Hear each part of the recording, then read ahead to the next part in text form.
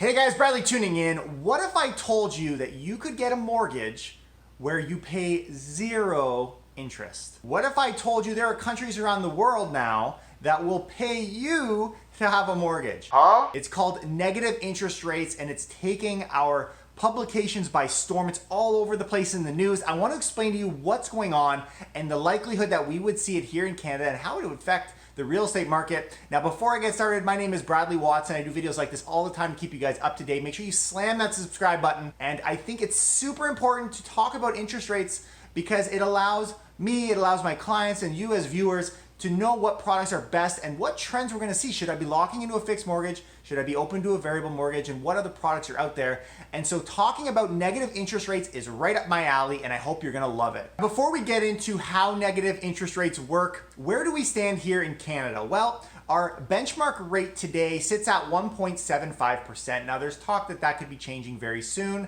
and we've done videos on interest rates in the past.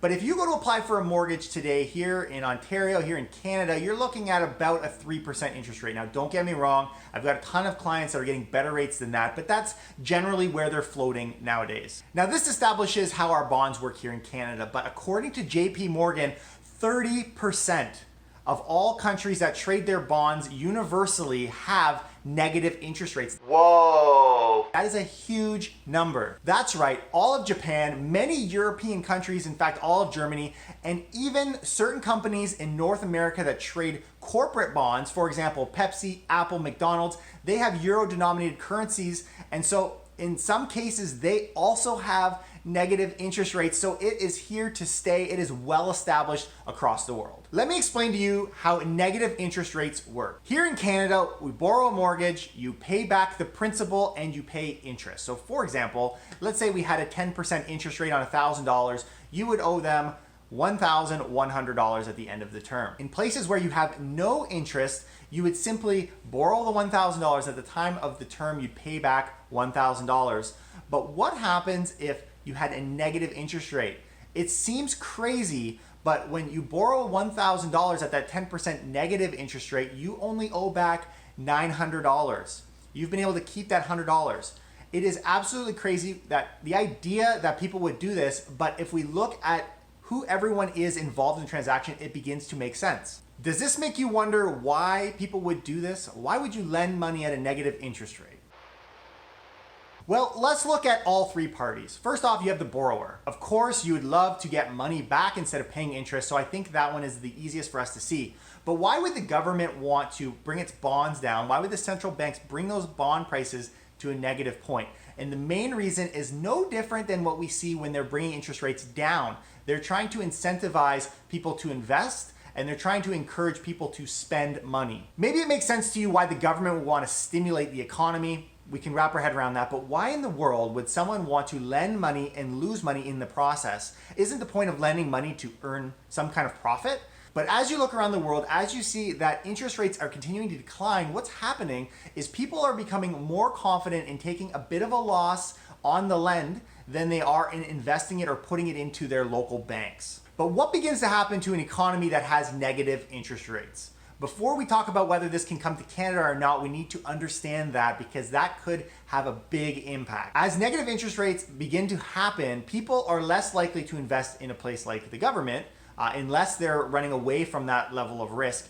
But in many cases, they begin to get involved in more risky lending practices and they start to invest in things like the stock market, which they feel will give them a better return than, in fact, a negative return, which is not all that hard to beat. And so what it does is it pushes people into the riskier environment. It moves people away from bonds and it moves them into the equity market. And while all this seems kind of crazy, the financial systems, they seem to be holding up.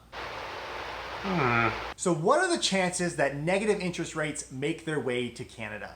Let me show you an illustration of what the trend is for interest rates around the world. All the way back from 2008, we saw a steady decline of interest rates that have happened. Now, there have been periods of time when people have tried to increase the interest rates again in a understanding that their markets are doing better.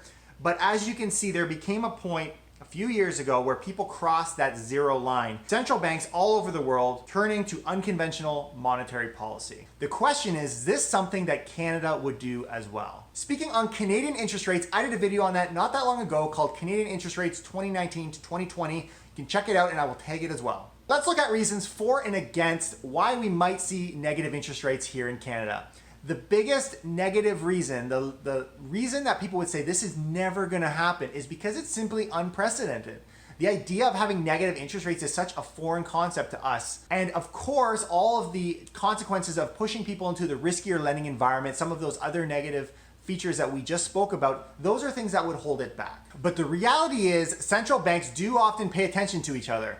The Band-Aid has been ripped off and it is now plausible. In fact, it's a tool in the Canadian Central Bank toolbox for them to come to a negative interest rate environment if it reached that point.